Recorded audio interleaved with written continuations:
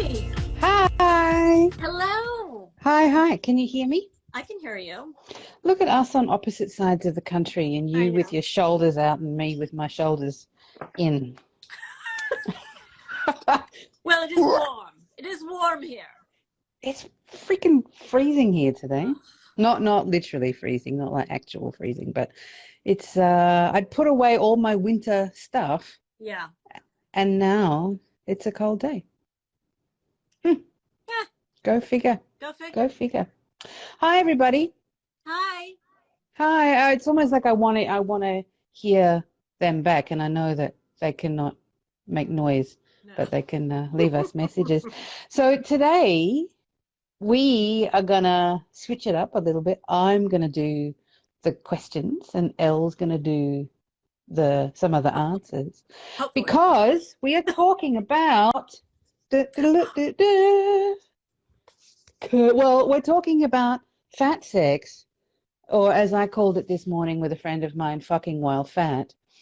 And Yes. but Elle is an expert on all things related to such things, even so that she wrote this book, Curvy Girl Sex, which is in all the bookshops.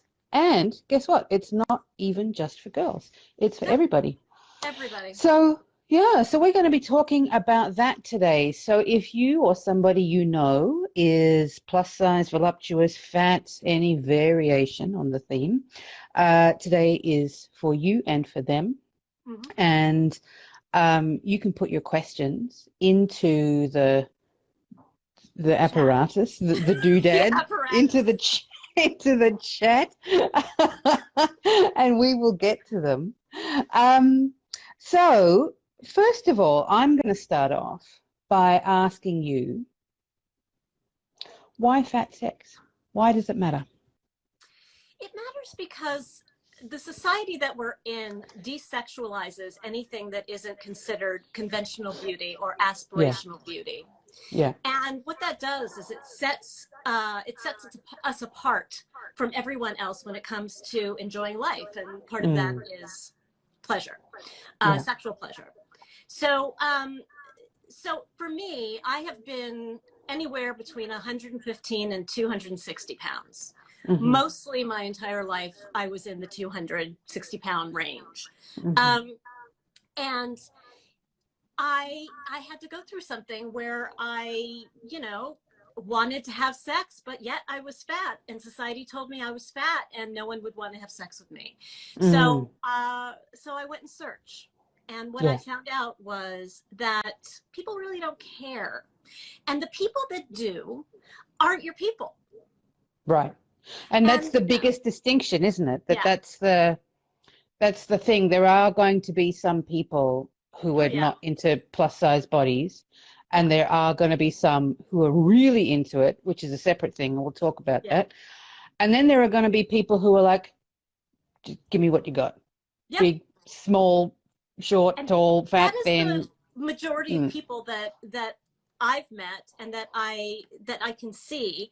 And that's the kind of person I am. I don't care about your body type. I care about a connection. Yeah. And so for people who are watching this, who are thinking, well, I'm, maybe, I mean, let's talk about how we would define fat. So you said that you've been everywhere between 115 to 260 pounds. And, and I think about myself, I've always sort of been voluptuous, and I don't know that I would call myself fat necessarily. And I wonder if this is a cultural thing too. But I'm definitely, thicker. And I think when I was younger, it really used to bother me. And now it doesn't bother me at all. Mm-hmm. But, I'm edging close to 50. And so I've had, 40 years of getting used to being sexualized, and also getting used to being the size that my body is. Mm-hmm. So what do you think it is, for folks who experience, body image issues? Because this is something that you talk about too. So it's not even just about, am I fat or skinny? But you know, how does one get used to their body, given that there might be things about it that they don't like that they can't change? Well, I think the first thing that we have to do just as people, but certainly people with body image issues, is look at media critically. Yeah. We are fed the media, and we are fed it in order to sell us something. And that is where the aspirational beauty ideals come from. So we have to be able to look at media critically, find out what those ulterior motives are, understand it, that it is not real life. And once we start to get that in our brain, then we sort of attack what's inside our brain, which is, I'm not good enough, I'm too fat, I'm too ugly, I don't meet up to society's standards. And it is a cultural thing, because there are different standards of beauty all over the world. And because we are in the West, we think of that to be, you know, thin or athletic. Now it's a big booty. When I was growing up, I would have loved that. When I was growing up, you had to be like a stick. And now, you know, everyone's going to get my ass. You know what I mean? It's really true. I mean, it's changed so much. And for me, growing up in Australia, where, you know, the body fascism in Australia is, I think, the strongest I've encountered anywhere in the world. It is so, it leans so heavily to slim, athletic white people in the media and in just, not in the streets. I mean, in the streets you see all kinds, but in the Australian media is tilted so heavily to slim, athletic white people that you see almost nothing else. And if you do see something else, it's just one person. And they are the token of that.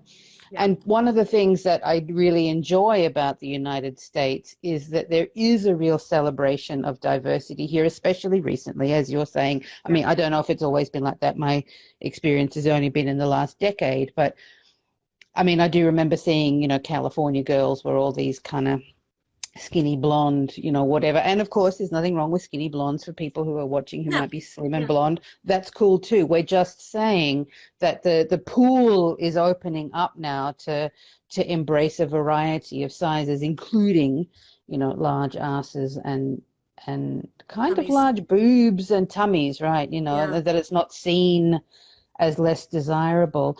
So, I mean, how is your journey? Because I was reading this, actually, the opening paragraphs of this, and you saying coming out of a 7-year sexless marriage, and that your passion was, you know, so present, and that you thought when you first set up a dating profile that nobody would want you, and that you noticed that, yes, you were getting rejections, but more than anything, you were noticing how many people were into you. So talk about that experience for people who are watching, thinking that they have a thing about their body, maybe that they don't like, that they're too fill in the blank. Okay. Oh, go ahead. What advice would you give to them about dating while fill in the blank? Right. I think whatever is telling you or giving you that fear response is really, it's your body, your brain trying to protect you from something, you know? So what you first need to do is thank that voice and say, I've got it handled. I don't need you here. I'm going to do this. The other thing to do is to understand that you're going to get rejected. You're going to get assholes who send you, you know, hi, or hey, sweetie, or whatever, or you're a big fat whale, and why would you ever want? People will just do that. And everyone gets that. Skinny, fat, short, tall. But I think from my experience and from the people I've spoken to, the more honest and authentic you are in your profile, the more of those people you attract. And so be as honest as you can in your profile. Some people don't like to put that they're fat. I always did. But you don't have to, you know? If you think you are, maybe you're not fat, and you think you're ugly or unattractive in some way, there's something there. Don't dwell on it. it's, you are who you are, and you are beautiful the way you are, and you Mm. don't have to explain that to anybody. Because if Yeah. someone doesn't see that, not your people. I think Yeah. dating a lot is more about sifting out the people that aren't potentials and really honing in on the ones that are. And Mm. you will be surprised, I think, if you're in the right headspace, if you're not working from a fear perspective, Mm. or trying not to. People can't go from hating themselves to loving themselves like that. Yeah. But if you show that effort, and really give yourself that chance, I think you'll find that you'll get a really nice response, and you'll learn a lot about Yeah. yourself. Yeah. Yeah. And what about, so for people perhaps who already have a partner who are not necessarily looking, but they get distracted by things about their bodies in the middle of sex that they don't like, that they maybe can feel the weight of their tummy sitting on their thighs when they're, kissing, and then they're kind of like, oh, or that in order to get to the genitals, you got to lift the tummy up, and then that bothers them because it's like, oh, or, your boobs are so big that you got to scoop them up that they don't just fit into a champagne glass, like that, Yeah. all that horse shit, but, all that stuff. So for people who are having thoughts like that, my whatevers are too big, my whatevers are too small, my whatevers are in somehow are just not quite right. Yeah. And it interferes with their capacity to enjoy themselves. What would you say to them? I don't believe in body love. I'm just going to start out by saying that, because I think it is a really high bar to aspire to when Right. we are when we've been brought up to not love our bodies. So let me just say that. But getting to body acceptance is a process, and that is what you have to start with before you can feel comfortable with another person in bed, and that's an inside job. There are ways to go about it, and part of that is looking at media critically and really watching your thoughts and seeing, really sort of monitoring how that goes along. But also, you're just going to have to move your fat. You're just going to have to. It is just one of those things. Like if you have long hair and you're giving someone a blowjob, you're just going to have to move your hair. Yeah. You're just going to have to put it up in a tie. Yeah. I guarantee you, everyone with skin has areas that they don't love. And everyone with skin tugs, pardon me, on their other person's skin. And also, when you're in that state with your partner is there because they want to be there. Yeah. They're there because they want to share an experience with you. They're attracted to you. They want to touch your body. Yeah. And especially for people who are zoftig, who have more skin than others, there is a huge contingent of people that love that feeling. To them, that is one of the best feelings in the world. And to find that in yourself, I think what you have to start to do is start a masturbation process, practice or process. And by doing that, really starting slowly, getting naked, having a date with yourself, as corny as that sounds, but really feeling the topography of your body, really knowing it, because as fat people, I know that I didn't want to touch any of those parts of my body, nor did I want my partner to touch them. I wanted to pretend they didn't exist. But once you start to touch them and feel the sensuality of the largesse and the skin on your body, I think you'll start to flip the script a little bit. There are many ways to go about it, but it is a process of body acceptance. Don't get bogged down that you have to love your body. Accepting your body is enough. You're inherently sexy. You are born with your own brand of sexy. And it has nothing to do with what you look like. It will always be there whether you want to tap into it or not. So like I have light brown hair. and I have green eyes. If I put in contacts for brown eyes, I'd still have green eyes. I color my hair, so I have red hair. It's always there. And I can cover it up all I want. Or whatever, but it's always going to be there. It's my choice how to deal with it and how to express it. Yeah. So I don't know if that answers your question, but. Yeah, I mean, I think it's because it's an ongoing conversation, and it's something that, you know, because your specialty, you know, is the fat sex thing, and then it's sort of morphed now into multiple body images. I mean, what are some of the other things that you've found that people tend to struggle with regard to, you know, body image that perhaps is not so much to do with weight, maybe, but to do with other things? Yeah. And does it, I mean, the notion of acceptance, I really like that in contrast with, you know, love, because a lot of, especially, you know, on Instagram, it's all, you know, self-love this, self-love that, which, you know, is cool, but for a lot of people it is unattainable, and that doesn't mean that you can't have a great life still, you know. What I say when I teach this class is you don't have to have a body image issue. I think everyone has something about their bodies, something about themselves that they don't like. Right. And Someone's just typed in that they had to get over their C-section scar. So that can be a thing too, is scars and, you know, lumps and bumps and things that were not necessarily there when you were born, or things that you were born with. Life is messy. We all come in, we all have little scars here, little scars there, little skin tags, whatever. Or we're born the way we are. And everyone is diverse, which is what I love about the human being, is that we're all different.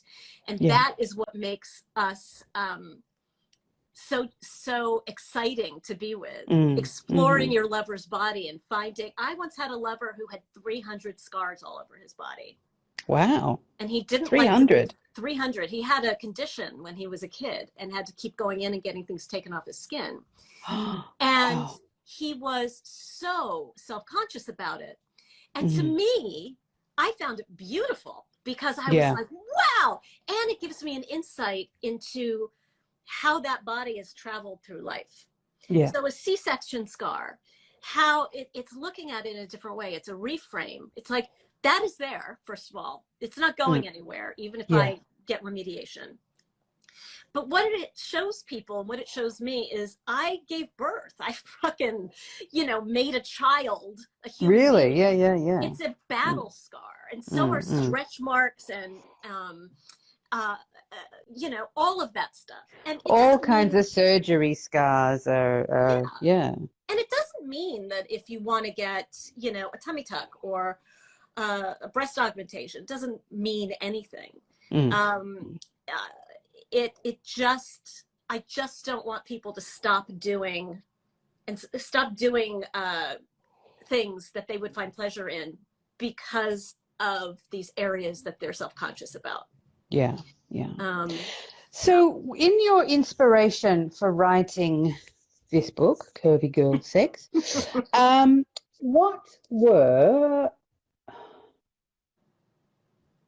what were some of your favorite parts of writing this? Because it's a really sweet book, and I really encourage folks to get it if they haven't got it yet, because there's just so many really tender moments in it. What were some of your favorite parts of either writing it, or if the writing of it was sheer hell, what are some of your favorite parts of it? Which parts are you most proud of?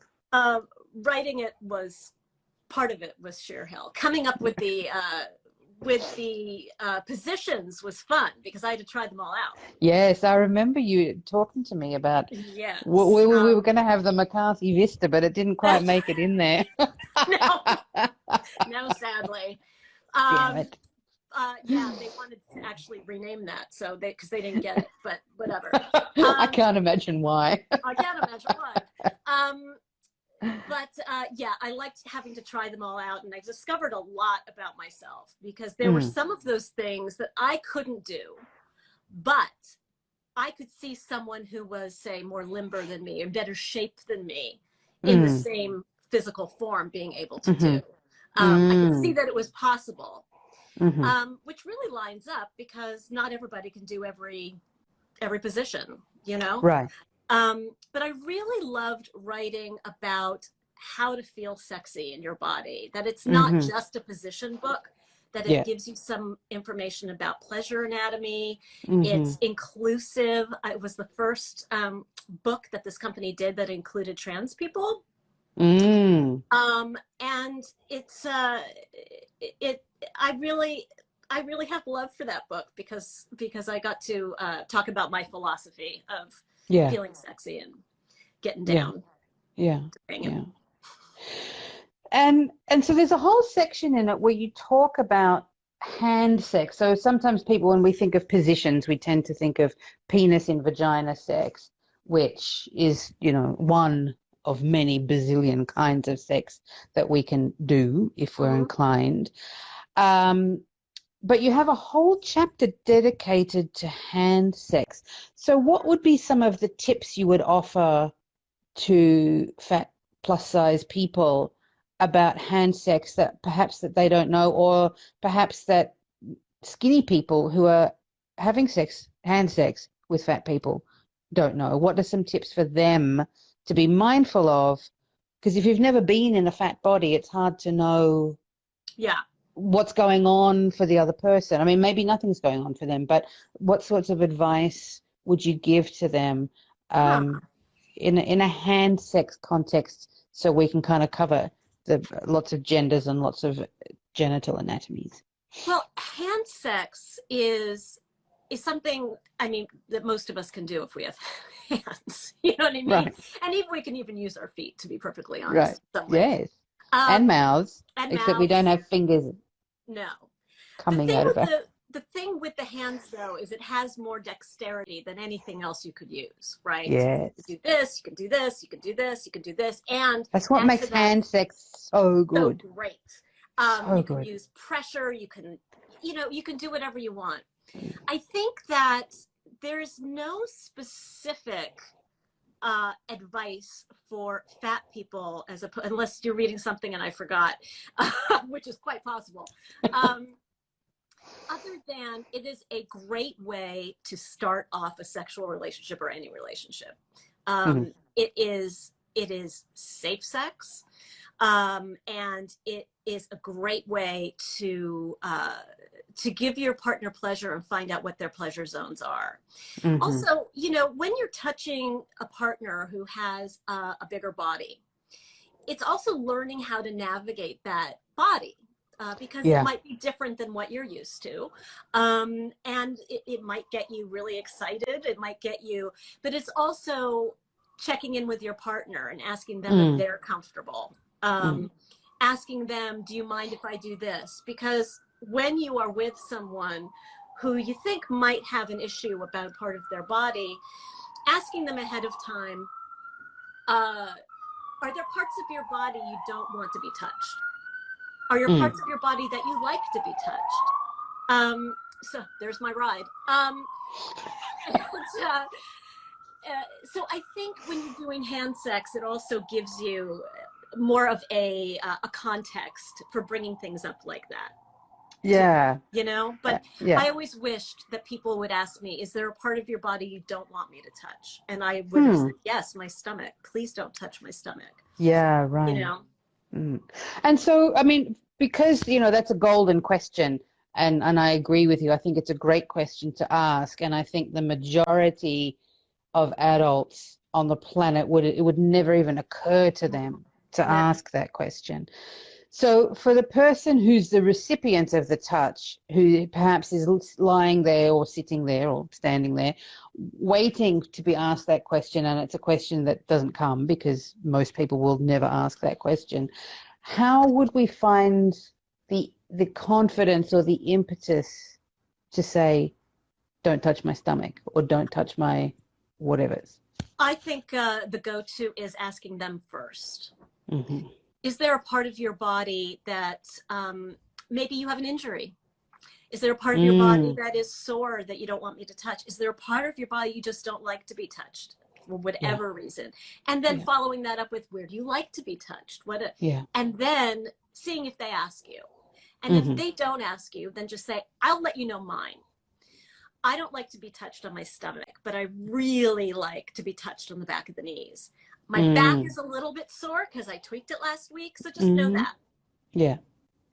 So just sliding it into the conversation and all, like almost like I like that trick of sort of disguising it with a I'll ask you first and then hopefully you'll ask me. And I mean that's also is, you know, part of developing our sexual confidence and our sexual kind of intuitive capacity to start to be able to read other people.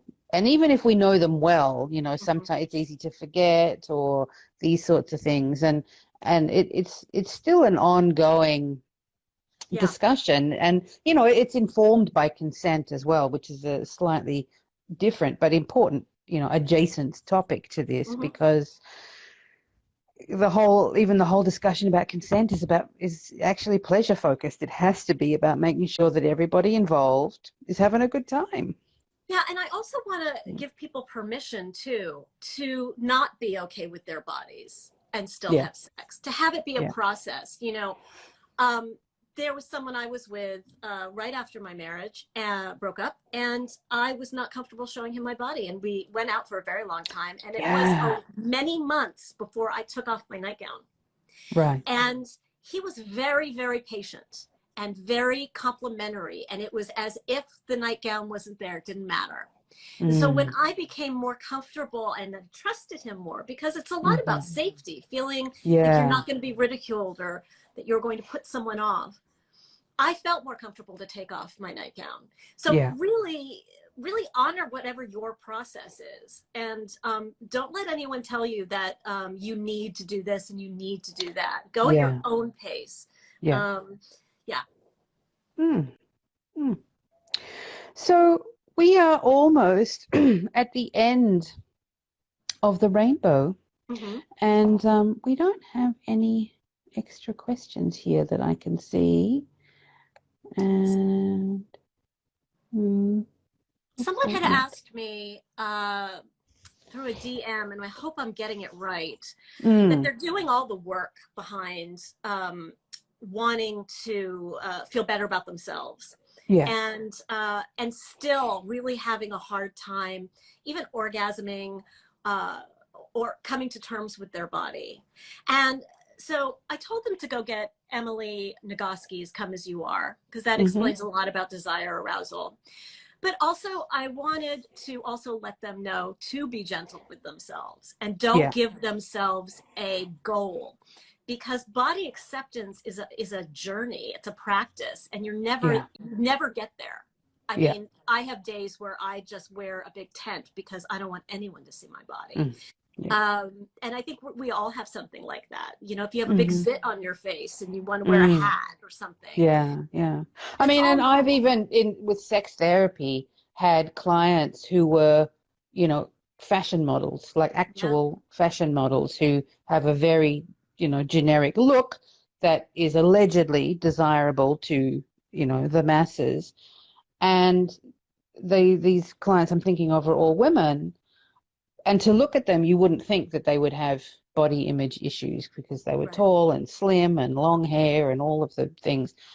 And they would have this stuff around the minute they took their clothes off, they felt awkward and uncomfortable and not sexy. And you know, a lot of them complained about the fact that they thought they were too skinny and that they didn't like that they didn't have boobs and they didn't have butts and all that sort of stuff. So it's almost like, no matter what you have, it's so easy to find something that you don't like, and then you get to a point where you think, oh, okay, I like what I've got, and then you start getting old, and then you got to deal with that, and it just is just constant. It literally doesn't end. So these skills, these lessons are applicable across genders, across ages, and it's just always in motion. Like it doesn't.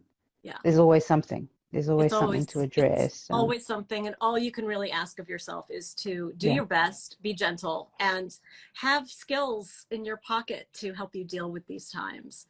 And that's, I think that's the size of it. That is the size of it. No pun intended. No pun intended. Lovely as always to be here with you, wife o' mine, here on the internet. Yes, always lovely to be with you. And thanks for listening, all the listening inners. We appreciate having you here. Yes. We are going to be here for the next couple of Fridays up until May, and then we're taking a break in May because it's May, and we may take a break, so we're going to. Yeah. It's Masturbation Month. Oh, it is. Well, we'll be masturbating for a month. We'll be masturbating. Yeah. And then we'll come back in June, because June is the month of not masturbating. It's something else. Something else. Something else we're not thinking of. We'll give it a month of something. Yeah. So yeah, we've got a couple more weeks of us before we take our little break. So make sure you let us know what your topics are if you want us to talk about a thing that you want us to talk about. Otherwise, we'll come up with something, I'm sure. Enjoy your weekend, everybody. And wife, enjoy your weekend. Enjoy your weekend, and we'll see you next week. Yeah. Okay. All right. Bye.